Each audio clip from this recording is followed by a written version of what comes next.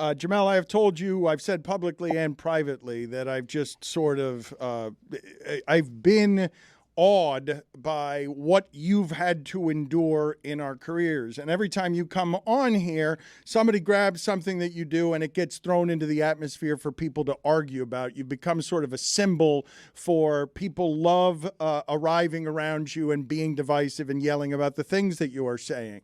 I wanted your take on what the last 7 days of women's basketball has been, as both a celebration of a moment arriving that has to be just so earned and emotional and heartfelt to see this last week happen in this sport, and then to also notice, yes, for years the best of our players have had to play overseas and risk, in the case of Brittany Griner, ending up in a most unspeakable of circumstances because America didn't pay them correctly, because the WNBA has been something that's been hard to run as a business. So take me through the history of where the NBA has helped here, has been a good servant, and where we arrived historically last week, because you've seen all of it. And I would imagine that no matter how cynical you have arrived in the business of sports and being an old head, there had to be so much moving shit in the last week for you of it feeling like a rival for women's sports.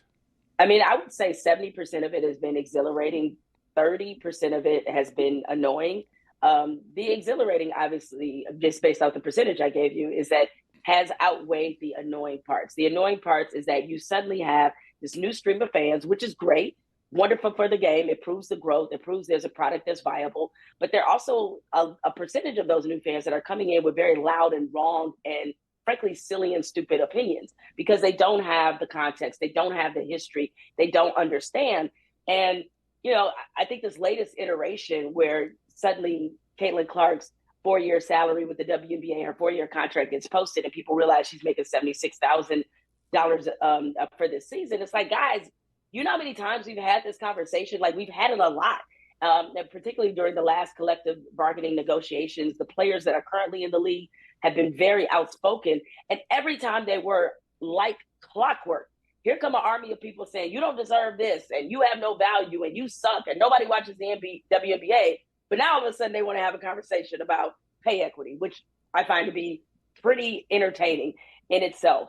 But I think about the women, especially those who put this league in the position to be in now, where they're starting to see some of the benefits. They're starting to see the exposure, the media attention, and all of these things that they should have been at their disposal for a long time. The women who had to play in empty gyms and really go through some very hard sacrifices to get this to the point that it is now. And I think for them, this is a great moment. And even for me, like, as much as sometimes our conversations on here get drowned out by clickbait and people refusing to see the nuance in certain things, I got a great email from retiring Stanford coach Tar Vanderveer last night that really, she read my piece that I did for the Atlantic, which you can see now. Yes, we need to look at me, Louise. We need to fix the imaging look at on me. Yes, you got an That's email. Right. You got an email about what a hero you are, how amazing you are. That's right, I did. That's right, I did. And she loved the piece I did for the Atlantic, and in general appreciated my thoughts and commentary on the WNBA. But people need to understand this. Yes, when the WNBA started in 1997, it was owned by all of the NBA teams.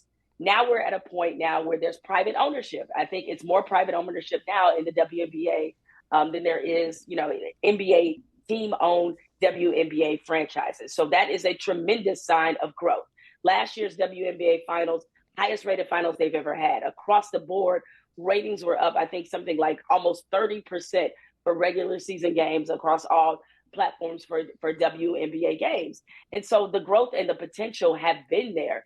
And it's funny how people can notice structural inequality and other things, but not when it comes to women in sports, or at least not as readily.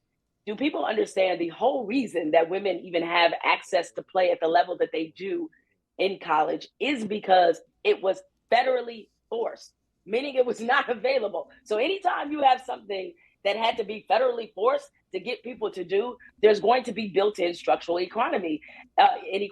And they're making the mistake, Dan. They want to compare where the NBA is now, which is a billion-dollar industry, to where a 27-year-old league is at this moment that is just now starting to come into its own. I mean, you guys are older than me, so surely you remember that when the NBA, they went through a period where people considered it to be a disaster, where you had guys that were playing that were working multiple jobs. It was riddled with drug use. People thought it was going to go bankrupt. I mean, before Magic and Larry Bird showed up, I mean, this league was really quite fledgling in many ways. But I find that people want to weaponize sort of the WNBA not being where the NBA is or where some other leagues are, and use that to constantly denigrate and prove that these women don't have value. So I'm glad that Caitlin Clark is opening up the conversation.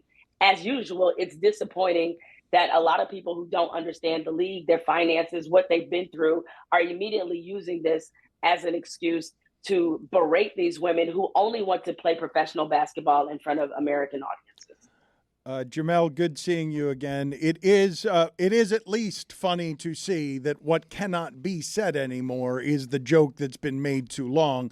Nobody cares. Nobody wants to hear about women's basketball. Like, that joke dies a painful death at the end here, Stugotz. Is it painful? Well, but that joke has been made, man. For a quarter century, Stu doesn't hurt. For a quarter century to hear that joke, like right. that every time, stop talking about women's basketball. Nobody cares. Like, that is irrefutably wrong now. Like, that one has to go away, but it's still being made. Right. Well, and then let me just add this, Dan, before I get out of here, is all the same people who are outraged by this. You know, the best way you can channel your outrage is that you can buy the WNBA season ticket package.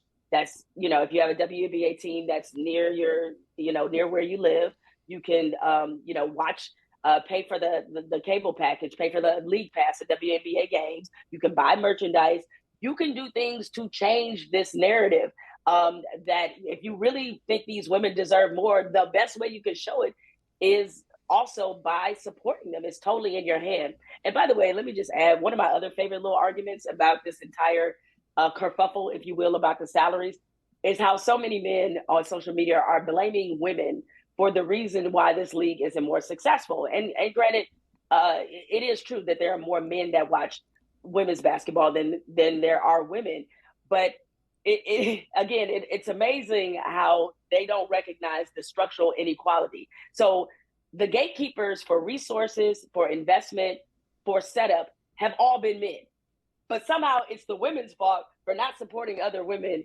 The reason why the WNBA is not on the same level as the NBA. That is correct.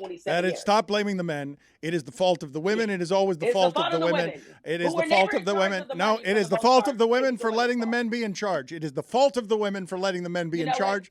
You are fools for letting us be in charge. It is the fault of the women. Thank you. I'm glad we finally learned something in one of these damn Jemele Hill segments. Finally, the truth is spoken around here. It is the fault of the women for allowing the men to be in charge. See you later, Jemele. All right, see you there.